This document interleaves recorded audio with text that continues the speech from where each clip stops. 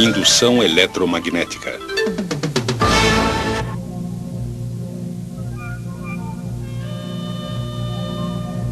Eletricidade é algo que achamos natural. Todos sabemos o que fazer com ela. Ligar isto, aquilo. Somos muito bons nisto. É necessária uma falta de energia para percebermos como ficamos desamparados sem ela. Os princípios básicos que levaram ao desenvolvimento de geradores elétricos começaram com a descoberta por Hans Christian Ørsted em 1819 de que resulta um campo magnético sempre que existe um movimento de cargas através de um condutor. 10 anos mais tarde, em 1830, a possibilidade de um campo magnético poder gerar uma corrente em um condutor se tornou realidade. Trabalhando independentemente, o físico americano Joseph Henry e o cientista inglês Michael Faraday fizeram experiências similares e chegaram às mesmas conclusões. Como Faraday publicou seus resultados primeiro, recebeu crédito pela descoberta do efeito que hoje chamamos de indução eletromagnética. A experiência de Faraday envolve um anel de ferro e 2 bobinas de fio isolado. A bobina primária é conectada a uma bateria e a bobina secundária a um galvanômetro. Um galvanômetro indica um fluxo de corrente diminuto através de um condutor, com seu ponteiro indicando também o sentido do fluxo de corrente. Faraday observou que no instante em que a bobina primária era conectada à bateria, o galvanômetro indicava um pequeno impulso de corrente na bobina secundária. Mas, para sua surpresa, o ponteiro logo voltava a zero, indicando que tinha parado todo o fluxo de corrente. Porém, quando a bobina primária era desconectada, uma corrente era de novo gerada brevemente na bobina secundária, só que desta vez ela era no sentido oposto. A mudança da corrente na bobina primária, de alguma maneira, induziu uma corrente na bobina secundária. Faraday reconheceu que, ao conectar a bobina primária à bateria, um campo magnético se forma no interior do anel de ferro. Quando o campo aumenta dentro do anel, ele induz uma corrente que flui através da bobina secundária.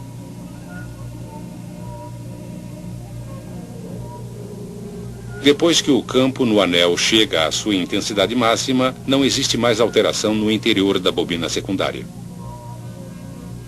O resultado é que não existe mais corrente na bobina secundária. Quando desconectamos a bobina primária, desaparece o campo magnético que ela produzia.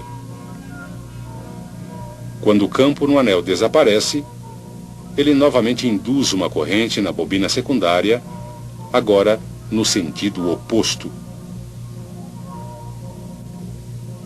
Hoje chamaríamos o aparelho de Faraday de transformador. Continuando suas experiências, ele verificou que chegava aos mesmos resultados usando um ímã em forma de barra em vez da bobina primária e do aparelho de anel. Podemos indicar uma das conclusões mais importantes das experiências de Faraday da seguinte maneira: enquanto o campo magnético do interior da bobina estiver variando, será induzida uma corrente nessa bobina. Em 1832, este princípio foi usado pelo francês Hippolyte Pixii para desenvolver o primeiro gerador elétrico.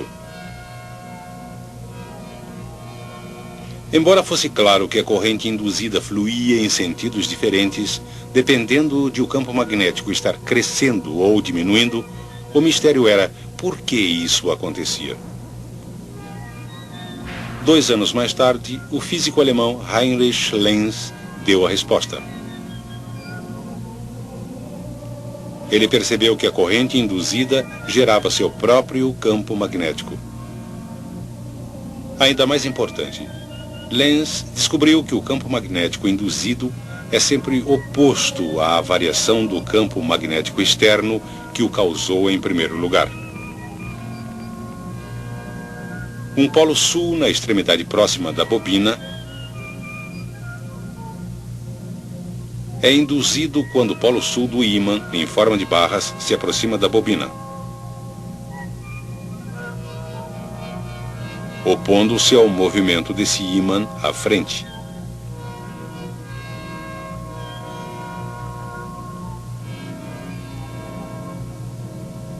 A beleza dessa sua descoberta, hoje conhecida por Lei de Lenz, é que podemos agora identificar ambos os polos do campo induzido. E podemos aplicar a regra da mão esquerda a bobinas para determinar o sentido da corrente induzida.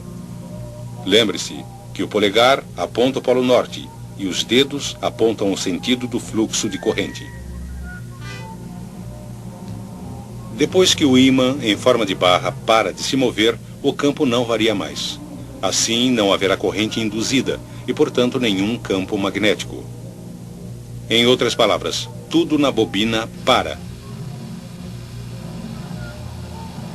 Agora, vamos supor que começamos a afastar o ímã em forma de barra. Novamente flui uma corrente e é induzido um campo magnético que se opõe ao movimento, agora estabelecendo o polo norte na extremidade próxima da bobina. A regra da mão esquerda para bobinas mostra que a corrente flui no outro sentido. Hoje em dia, os princípios de Faraday e Lenz são aplicados na geração de eletricidade. A pressão da água ou do vapor é usada para girar uma turbina conectada a um gerador. Em sua forma mais simples, um gerador é uma armadura, consistindo de uma bobina de fio ao redor de um núcleo de ferro que gira no interior de um campo magnético. O movimento da armadura através do campo magnético induz uma corrente na bobina. De acordo com Lenz, a corrente induzida produzirá um campo magnético na armadura com seus próprios polos norte e sul.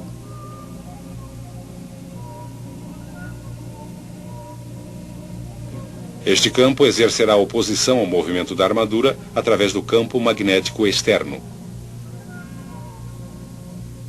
Daqui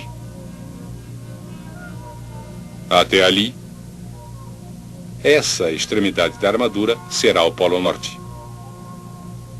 Assim, no topo, quando a armadura gira, essa atração se opõe ao movimento, afastando-se do polo sul, e essa repulsão se opõe ao movimento, aproximando-se do polo norte. Quando a armadura gira passando pelos polos externos, a corrente induzida e o campo magnético se invertem, opondo-se ao movimento através da segunda metade da rotação.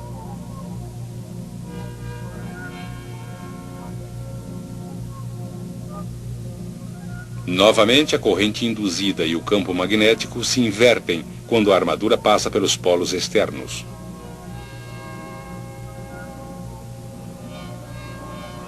Como o sentido da corrente se inverte a cada meia rotação, o movimento de cargas resultante é chamado de corrente alternada. E o princípio da indução eletromagnética é usado nos enormes geradores elétricos que fornecem a corrente alternada de que tanto precisamos.